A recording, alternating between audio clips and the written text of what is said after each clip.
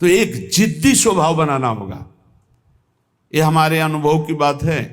बड़े महापुरुषों के जीवन दिनचर्या को देखकर उसी का नकल करने की कोशिश की, अनुसरण करने की कोशिश की कि वैसे ही चलना है।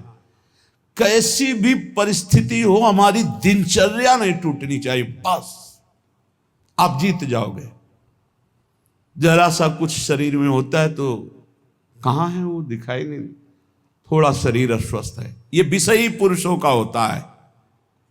ये शब्द विषयी पुरुषों का होता है, भगवत पार्षद साधकों का नहीं होता है, साधकों का नहीं होता है। किसी भी परिस्थिति में अगर जान है तो दिनचर्या है, पकड़ो हमें, ले चलो। नहीं ऐसे चलने लायक नहीं, चलो व्हील चेयर में बैठा लो, ले चलो, ये हमारा टाइम है चलने का, चलाओ। बिल्कुल जिद्दी स्वभाव, किसी की ना सुनना, अपनी दिनचर्या को भगवान मान करके चलना, बस जीत जाओगे, जीत जाओगे। कोई भी परिस्थिति परास्त नहीं कर सकती, कोई भी परिस्थिति। केवल आप बल रखो अंदर भगवान का, और अपनी दिनचर्या को प्रमाद स्थिति में मत देखो। नहीं, ये तो बहुत बड़ी हानि हो जाएगी, मेरे मन को ये प्रमाद करने की आदत बन जाएगी, ऐसा नहीं होगा।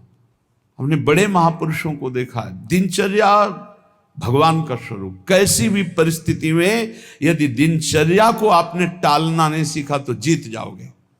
हम जहां खड़े होते हैं वहीं खड़े होंगे, जिस टाइम खड़े होते हैं उसी टाइम खड़े होंगे, जिस टाइम बैठना उसी टाइम बैठेंगे, जिस टाइम लेटना उसी टाइम लेटेंगे। हर काम घड़ी से होता है, 1 मिनट का अंतर कभी नहीं, तो ऐसे नहीं।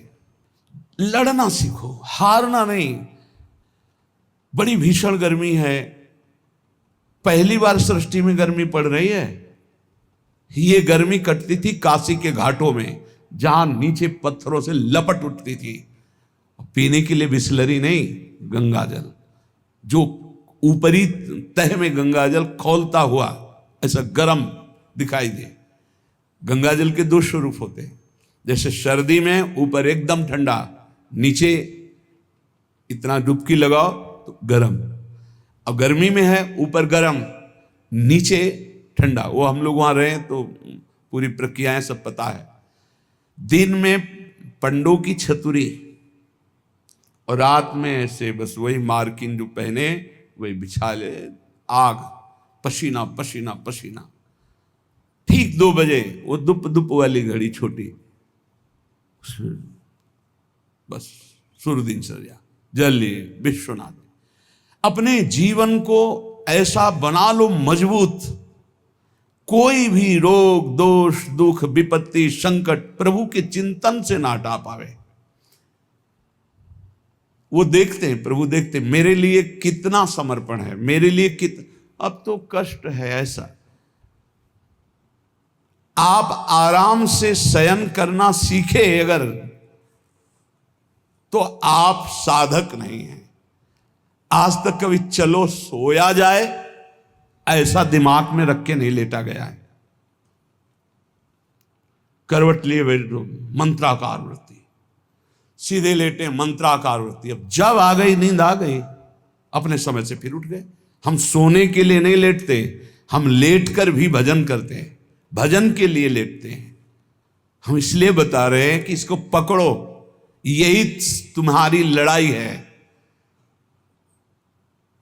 जब तुम खाली लेटोगे सोने के लिए तो काम वेदना और नाना प्रकार के विषय चिंतन उस समय हावी होंगे, और जब तुम भजन करते हुए भजन की वृत्ति में लेटोगे तो लेटे लेटे मंत्र सुन रहे हो, भजन कर रहे, कब सो गए आपको पता नहीं चला, निर्विकार स्थिति में। और जब जगोगे तो निर्विकार स्थिति में, और ऐसी स्थिति में जब स्वप्न आएंगे तो निर्विकार भजन वाले महापुरुषों का सानिध्य, भगवत प्रेमी संतों का संग। कैसे तुम्हें बताएं, एक से एक कोई दिन ऐसा नहीं जिस दिन एक से एक महापुरुषों का मिलन ना हो, एक से एक महापुरुषों का मिलन।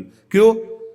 भगवान सब रूपों में है, उन्हीं की शरण में, उन्हीं का निरंतर चिंतन है, तो वो अपने भक्त का मनोरंजन करते हैं। भक्तों का मनोरंजन किससे होता है? भगवान से।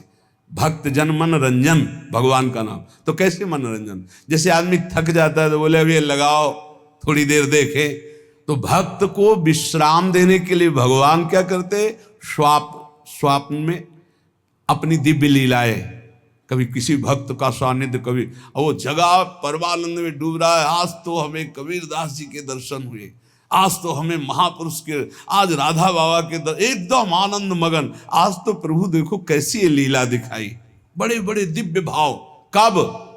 जब शयन करने के लिए शयन नहीं कर रहे, भजन करते हुए शयन कर रहे हैं।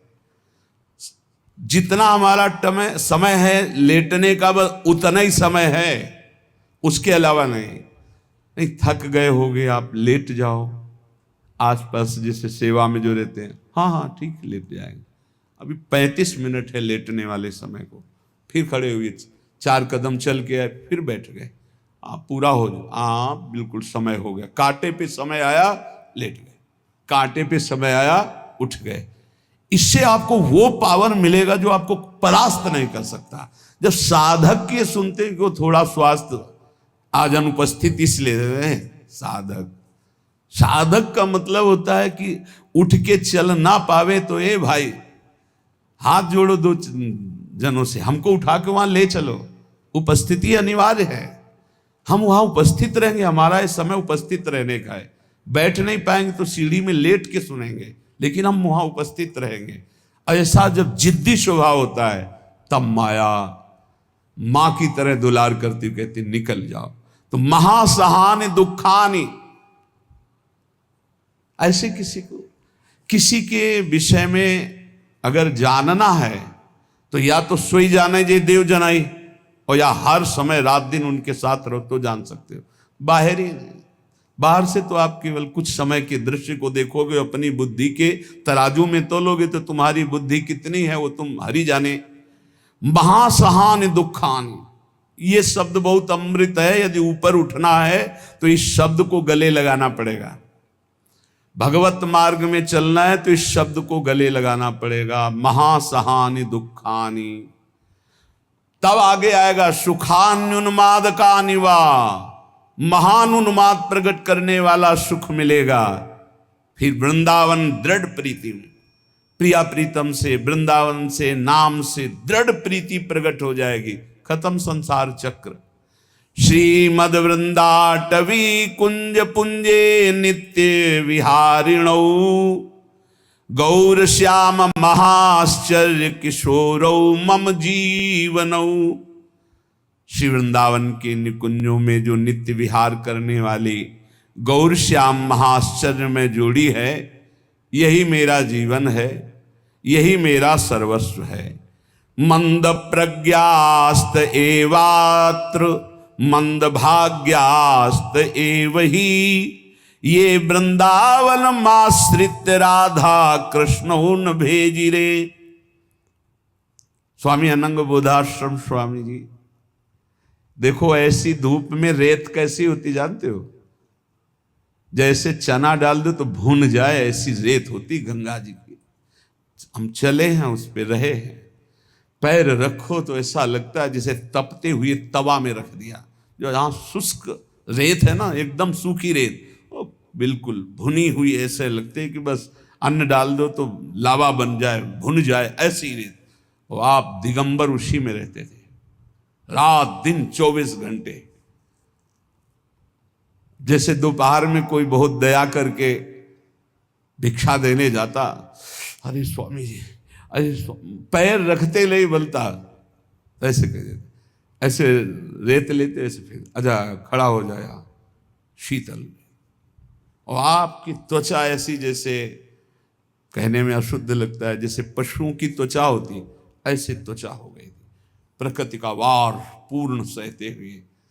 तब धर्म सम्राट करपात्री जी साष्टांग दंडवत करते से, अगर मूर्तिमान ब्रह्म का साकार रूप देखना है बोले जाओ, अश्विनी आश्रम की रेती में पड़ा हुआ है मूर्तिमान ब्रह्म, जटाओं का भार, पूरा शरीर श्याम वर्ण का, दिगंबर, ब्रह्माकार उन्मादकारी नेत्र, रात दिन एकांत वही गंगा की रेती।